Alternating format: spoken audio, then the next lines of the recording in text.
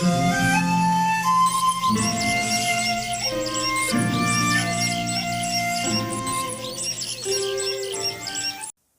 Lord.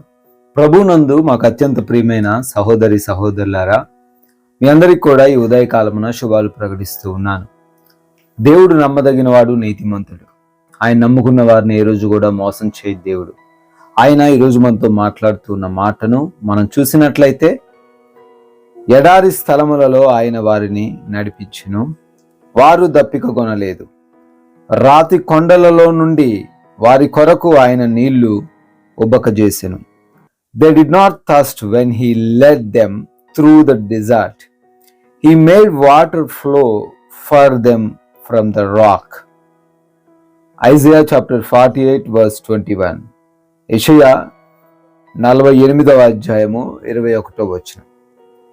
ఈ యొక్క లేఖనాల్లో రాయబడిన ఈ మాటను మనం జాగ్రత్త ఆలోచన చేస్తే, కొన్నిసార్లు మనము కొన్ని రకాలైన ప్రతికూలతలు గుండా వెళ్లాల్సి వస్తుంది అని దేవుడు మనకి తెలియజేయకనే తెలియజేస్తూ ఉన్నాడు. ప్రతిసారి కూడా మనం పూల పాన్పుల మీదనే ఉండమండి. ప్రతిసారి కూడా మన జీవితంలో ఆనందం అనేది ఉండదు. ప్రతి ఒక్కరి జీవితంలో, వాళ్ళు రాజైనా, ధనికులైనా, పేదలైనా, ఎవరైనా వాళ్ళు ఖచ్చితంగా కొన్ని ప్రతికూలమైన సమస్యల గుండా, పరిస్థితుల గుండా వారు వెళ్తూ ఉండాలి.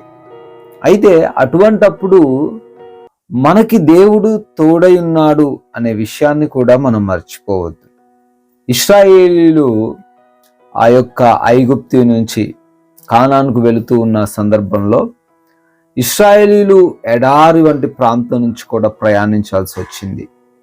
వారు ఎడారిలో ప్రయాణిస్తూ ఉన్నప్పటికీ వాళ్ళకి అప్పుడు ఏమీ స్టీల్ బాటిల్స్ లేదా ఫిల్టర్స్ స్టోర్ చేసుకునేవి ఏమీ లేవు. They don't have any water source.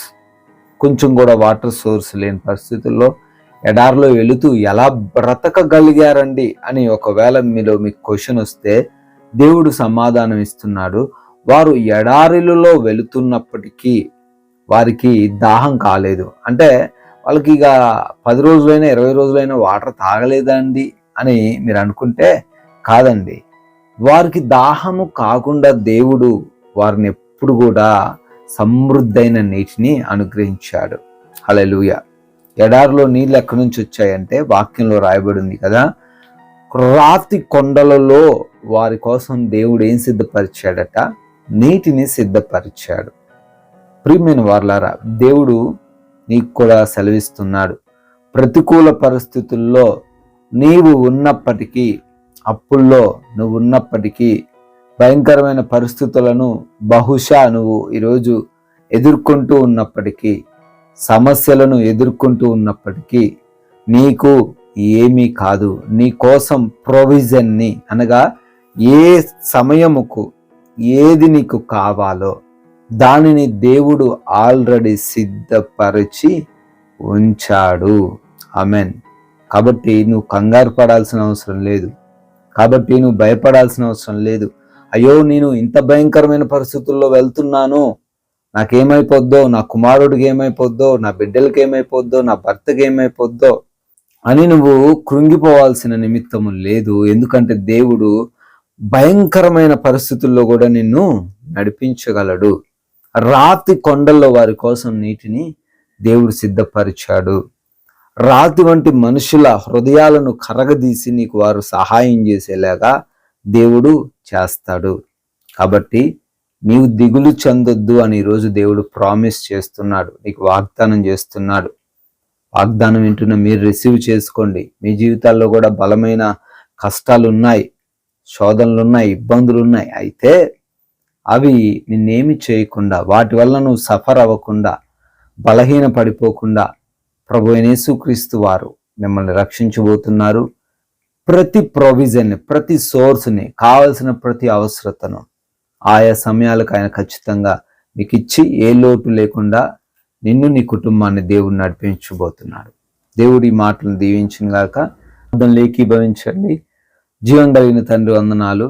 అవునయ్యా, ఎడారి వంటి పరిస్థితుల్లో బిడ్డలు ఉన్నప్పటికీ వారి కోసము మీరు తండ్రి సహాయాన్ని ఆల్రెడీ సిద్ధపరిచి ఉన్నారని, వారికి ఏమీ కాదని, అది ఏ బలహీనత అయినా, ఏ వ్యాధి అయినా, ఏ శోధనైనా, ఏ ఆర్థిక ఇబ్బంది అయినా, ఏ కుటుంబ సమస్య అయినా, బహుశా దాంట్లో నుంచి బిడ్డలు ప్రయాణిస్తూ ఉన్నారేమో. ఈ రోజున వారు ఏమి కంగారు పడకుండా మీ వైపు చూస్తూ ఉన్నట్లయితే వారికి ప్రతిదీ కూడా ఆయన మీరే అనుగ్రహిస్తూ వారిని తండ్రి కాపాడుతూ నడిపించగలరని లేఖనాల ద్వారా చాలా సుస్పష్టంగా మాట్లాడినందుకు స్తోత్రాలు.